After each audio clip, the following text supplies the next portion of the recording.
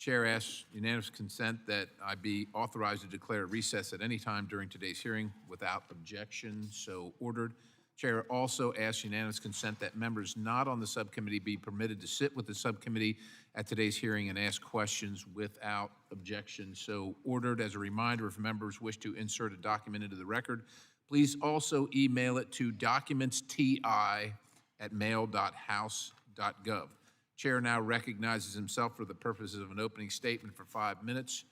I thank the witnesses for being here today to discuss FEMA's response to Hurricane Helene and other 2024 disasters, as well as the broader impact of FEMA's disaster recovery policies on the agency's response efforts. First and foremost, our hearts go out to everyone affected by these disasters. Communities impacted by these storms are clearly facing a long and difficult road to recovery. While we might not always agree on who should be the tip of the spear when it comes to emergency response, survivors deserve to know that help is available and taxpayer resources intended to provide for their recovery should be used effectively and fairly. Just last week, there were extremely concerning press reports from Lake Placid, Florida, that FEMA skipped over homes impacted by Hurricane Milton that displayed signs supporting President-elect Trump. While the FEMA administrator quickly responded that the employee was terminated, it is very clear from a recent interview that the employee believes she was carrying out direction from the agency and suggested that this avoidance tactic occurred not only in Florida but also in the Carolinas. Last month, while FEMA was quick to issue a rumor control page arguing that criticisms of the response would discourage people from applying for aid, FEMA workers themselves were apparently avoiding the very disaster victims we're talking about. Let me be clear. The thousands of men and women who deploy to help communities across this nation serve an important role for the American people. I'm not disparaging those workers. To the contrary, it seems this particular worker believes she is being treated like the scapegoat, and if that is the case, more people at FEMA must be held accountable. In response to these claims, the committee sent a letter to the administrator last week requesting information and documents pertaining to the allegations of this FEMA employee. The chair asks unanimous consent that this letter be included in the record without objection, so ordered. I hope we will get responses to the questions posed in that letter and that the administrator is prepared to discuss the issue today. More broadly, as we assess FEMA's response to recent disasters, I believe there are other critical areas we also need to address.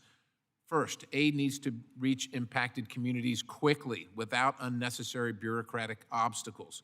Early on, there were reports from North Carolina, in particular, residents concerned about FEMA's slow reaction pace to the storm and feeling as though they were left to fend for themselves.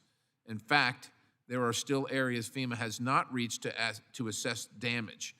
I can't wrap my head around the fact that the federal agency charged with leading our response to disasters cannot seem to maneuver to homes in the mountains of western North Carolina.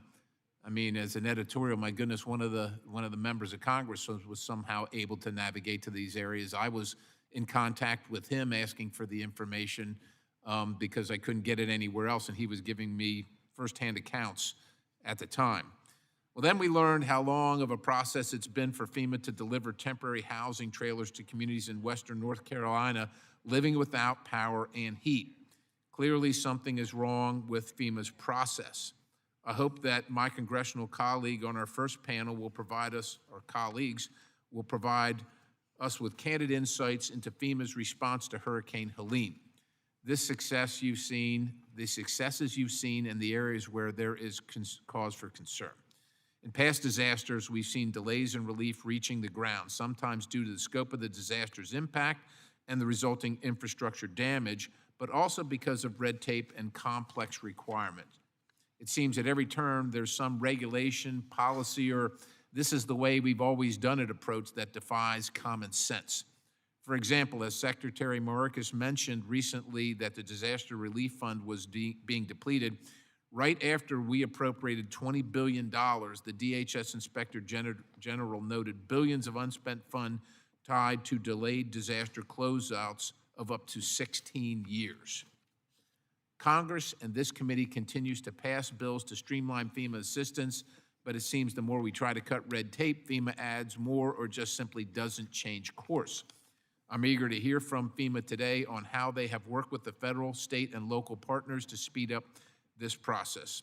In response to concerns about FEMA's response to the recent disasters on October 11th, Chairman Sam Graves and I sent a letter to FEMA raising critical questions about the response to Hurricane Helene, reports of the slow pace of FEMA aid, and the state of the DRF. The chair now asks unanimous consent that this letter be included in the record. Without objection, so ordered. The response from FEMA administrator described how the continuing resolution passed by Congress brought the balance of the DRF to $21.9 billion, and FEMA immediately obligated $8.8 billion in previously delayed projects. This reduced available funds for future disasters to $13.1 billion. The chair asks unanimous consent that FEMA's response letter also be included in the record, and without objection, so ordered.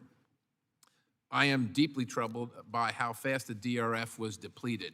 Equally troubling is FEMA's forays into providing sheltering assistance to illegal aliens at the southern border, which has cost taxpayers more than $1 billion since 2019. Although these funds have not come from the DRF, they are certainly taking dollars and staffing resources away from helping American.